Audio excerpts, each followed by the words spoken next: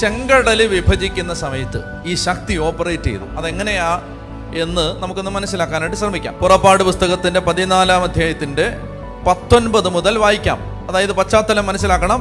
മോശയും ഇസ്രായേൽ ജനം ഇപ്പോൾ എവിടെയാണ്? അതായത് ഈജിപ്തിൽ നിന്ന് ഇവരെ പുറത്ത് കൊണ്ടുവന്നിപ്പോൾ ഇവർക്ക് മോശയെയും വലിയ പരിചയമില്ല. മോശയെ കുറച്ചറിയാം, കാരണം ഈ 10 അത്ഭുതമൊക്കെ പ്രവർത്തിച്ച് ഒരു ചെറിയ പേടിയൊക്കെ ഉണ്ട് മോശയെ. എന്നാൽ ദൈവത്തെ വലിയ പരിചയമില്ല. മോശയെ പരിചയമുണ്ട്, ദൈവത്തെ വലിയ പരിചയമില്ല. അപ്പൊ ദൈവം ഇവരെ നയിക്കുന്നത് നിങ്ങൾ ശ്രദ്ധിക്കണം. ഈജിപ്തിൽ നിന്ന് കാനാൻ ദേശത്തേക്ക് എത്താൻ കഷ്ടിച്ച് 3 ആഴ്ച പോലും വേണ്ട. 2 ആഴ്ച, ഒരു 17-20 ദിവസം ഒന്ന് കൂട്ടിക്കോ. ഈജിപ്തിൽ നിന്ന് കാനാൻ ദേശത്തെത്താൻ അത്രയും മതി. അത്രയും ദിവസം നടന്നാൽ മതി. മാത്രമല്ല നല്ല റോഡുണ്ട്. ഇതിലെന്നറിയാം, ഫിലിസ്തീനയുടെ നാട്ടിലൂടെ നല്ല റോഡുണ്ട്, അതിലെ പോയാൽ മതി.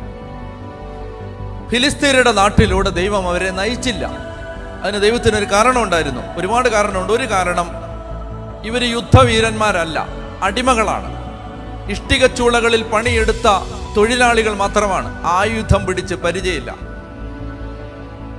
മല്ലന്മാരായ, രാക്ഷസ തുല്യരായ, അതികായന്മാരായ ഫിലിസ്തീനയുടെ നാട്ടിലേക്ക് വാക്കത്തിയും കൊഴുവും ഈ മണ്ണ് കുഴയ്ക്കുന്ന സംവിധാനങ്ങളും ഇതൊക്കെ മാത്രം പിടിച്ച് പരിചയമുള്ള തൊഴിലാളികളെ വിട്ടാൽ ഫിലിസ്തീന് അരിഞ്ഞു തള്ളും. അതുകൊണ്ട് ദൈവം അവരെ അങ്ങോട്ട് വിട്ടില്ല, ഫിലിസ്തീനയുടെ നാട്ടിലോട്ട് വിട്ടില്ല. അതിന് പകരം ദൈവം ചെങ്കടലിന് നേരെ പോകാൻ ആവശ്യപ്പെട്ടു. നിങ്ങൾ മനസ്സിലാക്കേണ്ടത്, വേറെ വഴിയില്ലാഞ്ഞിട്ടല്ല, വേറെ വഴിയുണ്ട്. പക്ഷെ ദൈവം ഇവരെ ചെങ്കടലിന് മുമ്പിലൂടെ വിടുകയാണ്. അങ്ങനെ വിട്ടതിന് പല കാരണമുണ്ട്. ഒരു കാരണം ബൈബിൾ പറയുന്നത്, ഫിലിസ്തീനയുടെ നാട്ടിലൂടെ വിട്ടാൽ ഇവർ യുദ്ധം ചെയ്യാൻ ഭയപ്പെട്ട് തിരിച്ചു പോകുമെന്ന് വിചാരിച്ചാണ് ചെങ്കടലിന് നേരെ വിട്ടത്. ദൈവത്തിന് വേറൊരു ഉദ്ദേശമുണ്ട്. കേൾക്കുക, ദൈവത്തിന് വേറൊരു ഉദ്ദേശമുണ്ട്. ദൈവത്തിന്റെ ആ ഉദ്ദേശം എന്തെന്നറിയാമോ? ഈ ചെങ്കടലിന് മുമ്പിൽ, ഒരു ക്രൈസിസിന് മുമ്പിൽ ചെന്ന് നിൽക്കുമ്പോൾ, ആ ക്രൈസിസിൽ ദൈവശക്തി വ്യാപരിക്കുമ്പോൾ ഈ ജനം തങ്ങളുടെ ദൈവമാരെന്ന് തിരിച്ചറിയും.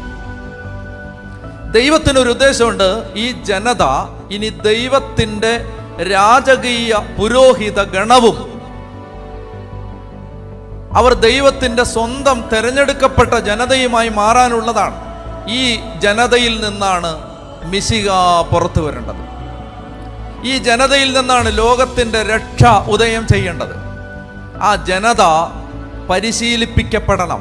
ഞാൻ പലപ്പോഴും ആലോചിച്ചിട്ടുണ്ട്, എന്തിനാണ് 400 കൊല്ലം ഈജിപ്തിൽ ഇസ്രായേൽ മക്കൾ അടിമകളായി കഴിഞ്ഞത്?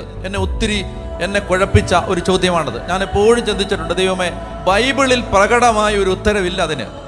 ബൈബിൾ ഒരു ഉത്തരം പറയുന്നില്ല. എന്തുകൊണ്ട് ബാബിലോൺ അടിമത്തത്തിലേക്ക് പോയതിന്റെ കാരണം പറയുന്ന ബൈബിൾ, അസീറിയക്കാര് 10 ഗോത്രങ്ങളെ നാട് കടത്തിയതിന്റെ കാരണം വിട്ട് വിവരിക്കുന്ന ബൈബിൾ, മനുഷ്യന്റെ ജീവിതത്തിൽ, ഇസ്രായേൽ ജനതയുടെ ജീവിതത്തിൽ, അബ്രഹാമിന്റെ, ഇസാക്കിന്റെ, യാക്കോബിന്റെ ഒക്കെ ജീവിതത്തിൽ സംഭവിച്ച പരാജയങ്ങളുടെ കാരണം അക്കമിട്ട് നിരത്തുന്ന ബൈബിൾ, ഈജിപ്തിൽ 400 കൊല്ലം ഇവർ അടിമകളായി കഴിഞ്ഞതിന്റെ കാരണം പറയുന്നില്ല.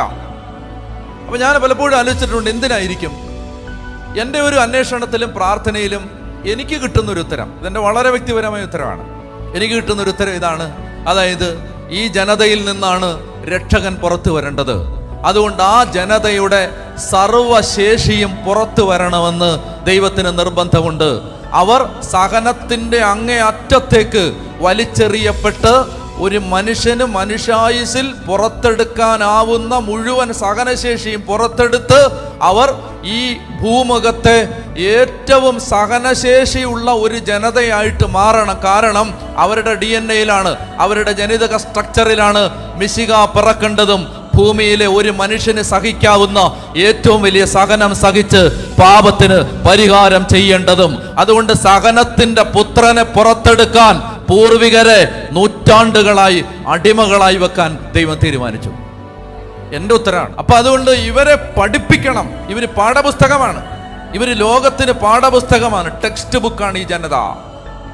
അതുകൊണ്ടാണ് ജനതയോട് അതികഠിനമായി ദൈവം പെരുമാറിയത്. ദയാദാക്ഷിണ്യങ്ങളില്ലാതെ ദൈവം പെരുമാറിയത് അതുകൊണ്ടാണ് ഈ ജനതയോട്. കാരണം അത് തെരഞ്ഞെടുക്കപ്പെട്ട ജനതയാണ്. അവരിൽ നിന്നാണ് മിശിഹ പുറത്തു വരേണ്ടത്.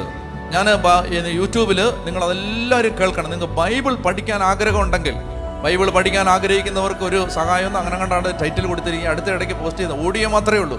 അതിനകത്ത് ഞാൻ ഈ ബൈബിൾ എഴുതപ്പെട്ട മുഴുവൻ പശ്ചാത്തലങ്ങളും ബൈബിളിലെ എല്ലാ ഗ്രന്ഥങ്ങളുടെയും ആമുഖവും പറയുന്നുണ്ട്. ഒരു 3 മണിക്കൂറിൻ്റെ ഒരു ടോക്കാണ്, ഓഡിയാണത്. അത് നിങ്ങൾ കേൾക്കണം. അതിനകത്ത് ഞാൻ പറഞ്ഞിട്ടുണ്ട്, അതായത് ഈ നസറത്ത് എന്ന് പറയുന്ന സ്ഥലം ഏതാണ്ട് ഭൂമിയുടെ നടുക്കായിട്ട് വരുന്ന സ്ഥലങ്ങളിലൊന്നാണ്.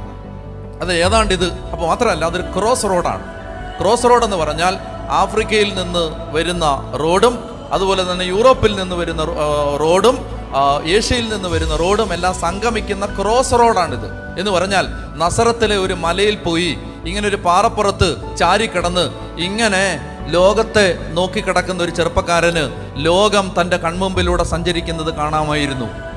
യാത്രക്കാരൻ എന്ന് പറഞ്ഞാൽ നസറത്തിൽ, യൂദയായിൽ, ഇസ്രായേലിൽ, ജെറുസലേമിൽ എന്ത് സംഭവിച്ചാലും ലോകത്തിന് അത് കണ്ടുപഠിക്കാവുന്ന ഒരു മാതൃകയാണ്. അത് പാഠപുസ്തകമാണ്.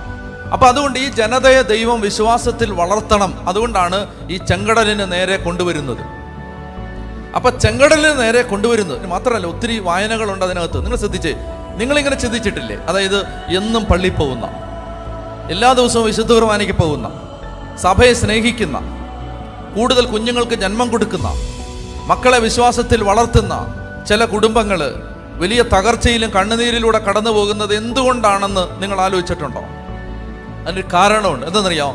ഈ പരമ്പരകളിൽ എവിടെ നിന്നോ ഒരു പ്രവാചകൻ പിറവി കൊള്ളാനുണ്ട്. അതിന് ആ കുടുംബം കൊടുക്കുന്ന ഒരു വിലയാണത്. ഹല്ലേലൂയാ, മനസ്സിലായോ? അതുകൊണ്ടാണ് നമുക്കല്ലാതെ ഈ നോക്കുമ്പോൾ എന്ത് തെറ്റാ ഇവർ ചെയ്തേ, എന്ത് തെറ്റിന്റെ ഫലം ഇവർ അനുഭവിച്ചുകൊണ്ടിരിക്കുന്ന.